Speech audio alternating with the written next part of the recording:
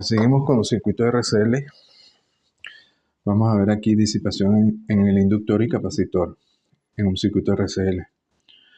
A ver, el capacitor se modela como un capacitor ideal, pero sabemos que tiene una resistencia que sería la resistencia del dieléctrico, que está entre las dos placas del capacitor. Y en el caso del capacitor se modela como una resistencia en paralelo con el capacitor o una conductancia G, donde G sería el inverso de la resistencia del dieléctrico. En el caso del inductor, se modela la bobina, la inductancia ideal en serie con una resistencia R, donde R es la resistencia básicamente del alambre que compone la bobina. Bueno, si se preguntan por qué el capacitor se modela con un resistor en paralelo y el inductor con un resistor en serie, pueden hacer aquí una analogía. Si agarran el capacitor y lo alimentan con una fuente de voltaje,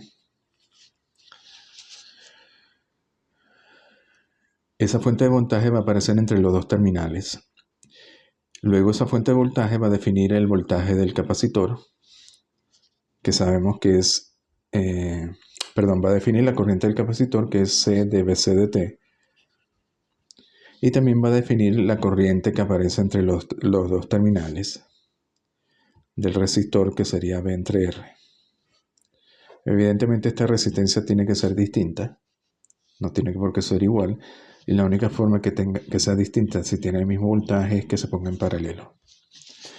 Para la inductancia es igual. Si alimentamos la inductancia con una fuente de corriente, sabemos entonces que como la fuente de corriente está definida, va a ser la misma en el caso del inductor y del resistor. De hecho, el voltaje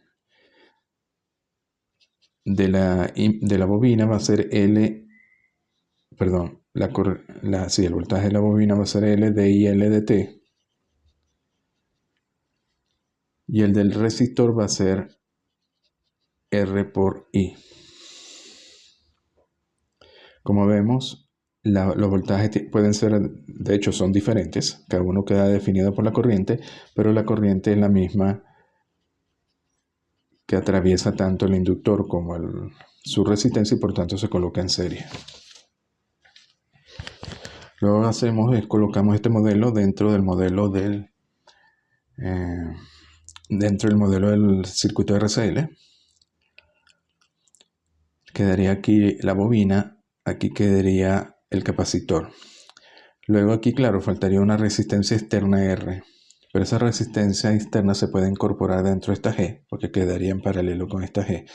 Esta es la conductancia del capacitor, entonces no hace falta incorporarla. De hecho, cuando se incorpora una resistencia externa, generalmente lo que se quiere es bajar el Q. Se puede hacer un circuito RCL simplemente poniendo en paralelo un capacitor en paralelo con el inductor, porque ya viene incorporada una resistencia que sería la del capacitor. Bueno, las condiciones iniciales ven 0 V0, la corriente ahora aquí sería la misma, ILR igual a I0 en 0. Y el voltaje se mide entre estos dos terminales, así que sería el voltaje del inductor más la caída de voltaje en la resistencia R minúscula de la bobina. Entonces vamos a evaluar el efecto de R en la resonancia. Hay que deducir la ecuación diferencial con este R incorporado. Bueno, se hace el mismo procedimiento. La sumatoria de I sería esta corriente que entra y estas que salen, y C y R, LR. Aquí definimos ILR con V en 0 igual a V0. El voltaje se toma aquí a la salida en paralelo, en los dos terminales que hacen de paralelo en el circuito RCL paralelo. El voltaje V entonces va a ser EBL, la voltaje aquí más el voltaje de la resistencia pequeña. Y este voltaje lo podemos poner como BLL y LR de T más BR, que sería ILR por R. Luego con estas dos ecuaciones despejan ILR, que le va a quedar en función de B y F, y la incorporan aquí en la ecuación 1. Y después, haciendo un poquito de álgebra, aquí la pueden seguir, no tiene mayor dificultad, llegan a la ecuación diferencial 7, que es la ecuación diferencial en B de segundo grado, donde R minúscula está incorporado aquí en este factor, aquí en este otro factor y en esta constante.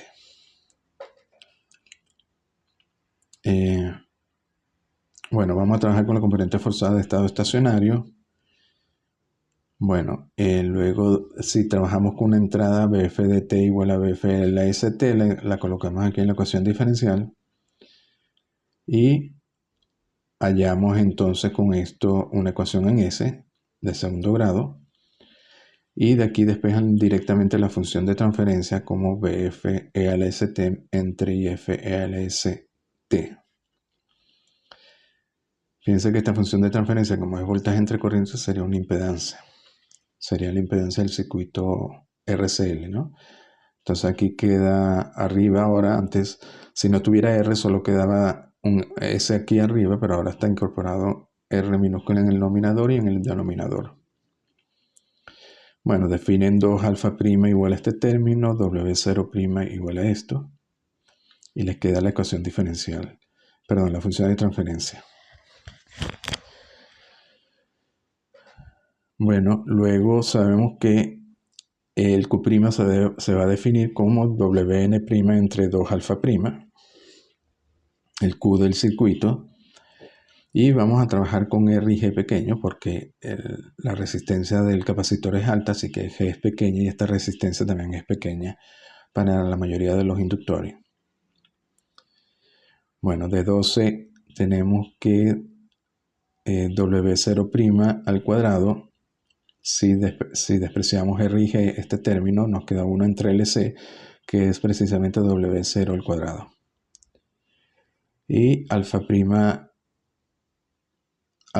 también, si despejamos aquí, despreciamos G y R, si son pequeñas, alfa prima también va a ser aproximadamente 0. Es decir, los polos están pegados al eje W'. Si aquí tenemos el eje real y el eje imaginario, tenemos los dos polos aquí, que son polos complejos. Tenemos aquí un 0, que sería este 0 de acá, y tenemos otro 0, que sería un 0 en infinito, porque si ponen la S igual a infinito, esto va a dar 0. Y sabemos que Wn' al cuadrado es raíz de W0 al cuadrado menos alfa al cuadrado, ¿no? Tenemos aquí Wn', aquí tendríamos alfa prima, y aquí tendríamos W0'. Si alfa prima es aproximadamente 0, estos dos polos se pegan aquí al eje imaginario. Y por tanto, fíjense que si esto tiende a esto, Wn' va a tender a W0. Wn' va a tender a W0'. Y habíamos dicho que W0' es aproximadamente W0 y W0 es Wn en resonancia, así que se va a cumplir esto, donde toda la frecuencia angular no se ve afectada. La frecuencia de resonancia no se ve afectada. Luego tenemos el Q del circuito, que es W0' entre 2 alfa prima. Aquí colocamos, bueno, aquí tomamos la inversa de Q y nos queda de esta forma, donde va a depender de un factor G y R. Y como G y R son pequeños, esto va a ser mucho menor que 1, porque Q para resonancia con Q alto, ¿no? Bueno, aquí se pueden definir otras ecuaciones, otros factores que se llaman figuras de mérito de calidad para Q, tanto para el capacitor como para el inductor.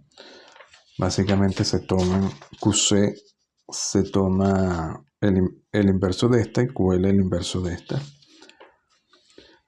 Y estos serían los factores, los Q o los factores de calidad para los Q del capacitor y del inductor. Así que Q se puede definir al final de esta forma. Generalmente el QL es mucho menor que QC. Fíjense que esto sería también como un factor como una Q, porque si G y R es pequeño, estos términos son grandes. En la práctica generalmente QC es mucho mayor que QL, así que Q es aproximadamente QL igual a LW0 entre R. En resonancia, claro. Y para un circuito no sintonizado, el factor de calidad se puede definir con WF en vez de W0. Luego, ¿cómo afecta R al final al circuito de RCL? Bueno, vimos que la frecuencia de resonancia no se ve afectada y el Q tampoco se ve afectada siempre y cuando tomemos a Q como este QL, LW0 entre R, como una nueva fórmula. Pues. Luego habría que ver las respuestas a este circuito. Por ejemplo, la respuesta impulsiva del nuevo circuito RCL con GIR minúscula. Bueno, el efecto tenemos un poco efecto porque va a depender de la respuesta impulsiva, va a depender de las frecuencias naturales y estas no se ven afectadas por R o G minúscula. En cambio, en la respuesta escalón sí se vería un poco afectado para tiempos largos de T, porque la respuesta depende de T en 0, que es distinto de 0. A ver, aquí T en 0, ahora no es 0, antes no aparecía la R, y en 0 el numerador daba 0, pero ahora es distinto de 0, y ese T en 0 multiplicado por IF evaluado en la frecuencia 0, según 10 va a dar esto, va a dar R entre esto, si despreciamos este RG va a dar R y F, es decir, una constante. Incluso para R pequeño, este término, aunque sea pequeño, si tomamos tiempos largos va a dar un efecto mayor, porque para los tiempos largos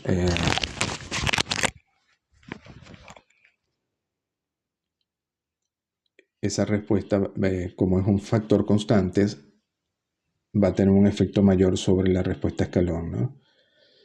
La componente forzada para la respuesta escalón anteriormente, si no aparecía R o G minúscula, era 0 y ahora ya no es 0 como vimos en este caso. Entonces, bueno, sabemos que para la respuesta escalón sí tiene un efecto para tiempos largos, mientras que para la respuesta impulsiva no tiene efecto. Bueno, aquí vamos a ver un problema de lo que vimos anteriormente. A ver, aquí nos dicen que tenemos un circuito RCL, en este caso en serie, para forzar un pulso de corriente a través del resistor de carga R, esta sería la carga, el cual representa algún dispositivo, tal como un oscilador de radar pulsado. Un capacitor C se carga primero en la fuente de voltaje E. El circuito está abierto, este interruptor. Entonces el capacitor partiendo de 0 se cargaría a largo plazo o a tiempos largos a E mayúscula, a la fuente. Luego súbitamente se descarga a través de R cerrando el interruptor. Se cierra el interruptor y el capacitor se descarga a través de R. El largo tiempo que pasa antes de abrir el interruptor y repetir el proceso es suficiente para que se descargue completa y efectivamente. En el proceso de carga y descarga, ¿cuánta energía se disipa en R0? Bueno, aquí, y luego nos dicen después de cerrar el interruptor, cuando el capacitor estaba completamente cargado, ¿cuánta energía se entrega en el pulso a R?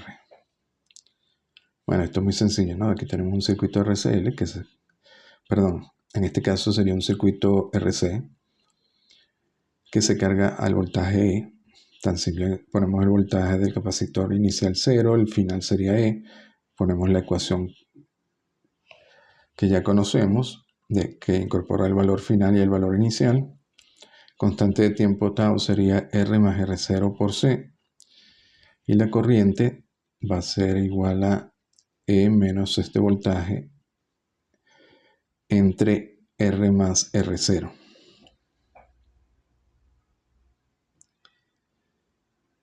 Bueno, si hacen eso, la corriente le queda que es una exponencial decreciente, ¿no? Luego nos dicen cuánta potencia se entrega a cuánta energía se va a entregar a R0 durante el proceso de carga. Bueno, allá la potencia como R0 por la corriente al cuadrado. La energía sería la potencia por el diferencial de tiempo de W, integran. Y al final, bueno, tienen que integrar esto al cuadrado entre 0 e infinito porque nos dicen que se le permite cargar completamente el capacitor.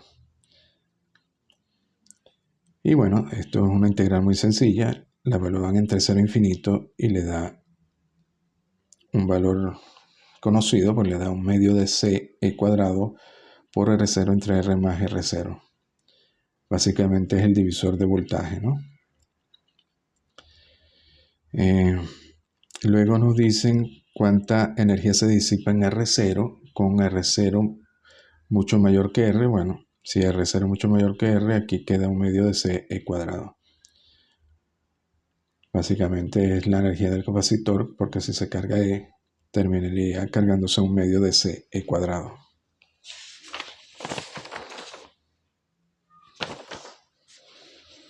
Luego cuando se cierra el interruptor, el capacitor queda cargado a BC en 0. Partimos de 0 a partir de que se cierre el circuito, el interruptor. Esto queda cargado más menos y por tanto va a haber una corriente en este sentido. La corriente simplemente va a ser BC de T entre R. Y sabemos como es un circuito RC que va a ser simplemente la forma BC de T E a la E menos T entre tau, donde el voltaje inicial es E y el voltaje final es 0. Tenemos una nueva constante de tiempo que va a ser R por C. Y hacemos lo mismo, calculamos la energía como la integral de la potencia diferencial de tiempo. Y como se le da suficientemente tiempo para que se descargue, lo integramos entre 0 e infinito. Y el resultado, el esperado, nos da un medio de C cuadrado, es decir, toda la energía que estaba almacenada se disipa en R. Luego la parte B nos dicen, en el esquema B, el inductor de alto Q, este inductor que es de alto Q reemplaza al resistor de carga R0. El interruptor se cierra cuando I es 0 y está descendiendo. ¿Y cuánta energía se disipa en R? ¿Y cuál es la ventaja que tiene este esquema de carga resonante? Bueno, aquí se usa un circuito RC y aquí se usa un circuito RCL serie, que ellos lo llaman carga resonante, un circuito de carga resonante.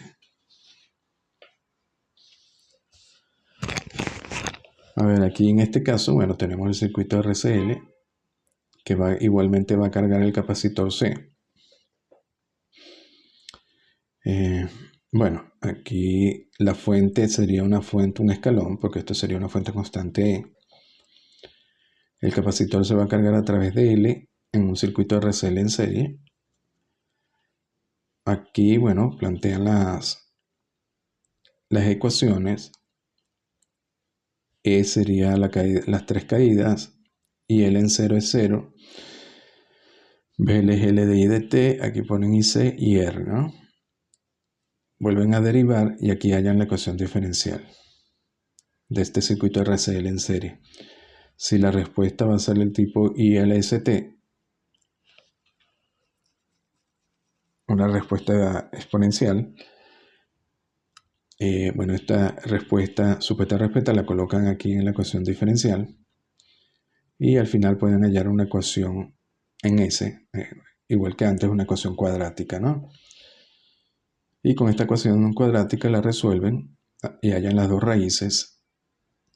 Haciendo un poco de álgebra, al final llegan a esta forma y sabemos que esto va a tener la forma menos alfa más o menos JWN. Aquí entonces esto nos diría que alfa tiene que ser R entre 2L y WN tiene que ser esto, sabiendo que WN es W0 cuadrado menos alfa cuadrado. Fíjate que aquí aparece efectivamente alfa y esto sería W0 al cuadrado, 1 entre raíz de LC. Es decir, que W0 sigue siendo igual que en el circuito paralelo, 1 entre raíz de LC. Y luego si R, nos decían que R era pequeño, R mayúscula. Si R es pequeño, alfa va a ser pequeño y Wn de nuevo se aproxima a W0, que es la frecuencia de resonancia, que es igual a 1 entre raíz de LC. Luego la respuesta sabemos que va a ser, como es un escalón, va a tener, no va a tener respuesta forzada, solo natural, y va a ser exponencial. Y al final vimos en el vídeo anterior que se podía expresar de la forma de un seno amortiguado por una exponencial e a la menos alfa t. Para resolverla de forma más rápida, simple, como sabemos que la salida tiene esta forma, sería una constante k por e a la menos alfa t seno de w0t. Bueno, simplemente la evaluamos aquí en la ecuación diferencial y podemos hallar rápidamente k. De hecho, también podemos hallar k evaluando en t igual a 0 esta ecuación inicial 13. Si trabajan con esta ecuación en t igual a 0 más, es decir, una vez que ya tienen el escalón, el voltaje constante, tienen E en 0 más G, porque es constante, tendrían BL en 0 más BC en 0 más I BR en 0 más. Ahora BC en 0 más es 0 porque igual se parte del capacitor descargado. BR en 0 más es I en 0 más por R, pero I es la corriente también del inductor, así que es constante a 0. Este término también es 0 y nos queda simplemente la derivada de I con respecto a T en 0 más. Luego de 25, si la derivan, es decir, como ya tenemos la forma que tiene que tener I de T, si la derivan, le queda entonces, serían estas dos partes, la derivada de E a la menos alfa t y aquí la derivada del coseno. Lo evalúan en 0 más y les queda simplemente K por E, KW0. Esto sería 1 y esto sería 1. Y de aquí despejan K como E entre LW0 y al final I de T entonces tiene que tener esta forma, ¿no? Luego, durante el proceso de carga, como estamos trabajando con un inductor que tiene una resistencia muy pequeña, básicamente un inductor ideal, entonces no va a disipar energía porque se trata de un inductor. A diferencia del primer caso, que sí se disipa energía en R0 durante el proceso de carga. Luego, recuerden que luego se va a cerrar el interruptor y el capacitor va a quedar de nuevo en paralelo con R. Pero entonces hay un detalle aquí porque nos decían que el interruptor se cierra, el interruptor que está aquí, se cierra cuando la corriente era 0 y estaba descendiendo. A ver, este es el circuito justo en t igual a 0 antes de cerrarse el interruptor. Nos dicen entonces que la corriente es 0. Si la corriente es 0, aquí no hay voltaje. Caída de voltaje, aquí hay 0 voltios. Tenemos BC y BL. BL no tiene por qué ser 0 y BC tampoco. De hecho, necesitamos BC en t igual a 0, que anteriormente era E, porque se cargaba completamente, pero en este caso nos dicen que no ha pasado suficiente tiempo y que BL va a ser negativo porque sabemos que BL es L de I de T justamente en t igual a 0 y va a ser negativo porque de I de T nos dicen que es 0 porque I estaba descendiendo. Pasa por 0 pero descendiendo. Así que este término es negativo, BL es negativo. Y el voltaje en el capacitor justo cuando se cierra el interruptor ahora va a ser E menos, de este voltaje de aquí a aquí sería E menos BL, pero BL es negativo así que va a ser igual a E más el módulo de BL. Es decir que una vez que se cierra el capacitor ahora está cargado a E más el módulo de BL en 0. Esto sería el módulo de BL en 0. Y luego una vez que se cierra, bueno, tenemos la misma situación que antes, se descarga a través de la carga y sabemos que esto va a ser la energía que se transfiere o entrega R a la carga va a ser la energía almacenada inicialmente, que era un medio de C por este voltaje al cuadrado. Entonces, efectivamente, te tiene una ventaja de que la energía entregada a R puede ser mayor que cero, perdón, mayor que un medio de C cuadrado. Y la otra ventaja es que no se disipa energía en el resistor de carga, porque ahora se usa una inductancia. Bueno, lo dejamos hasta aquí.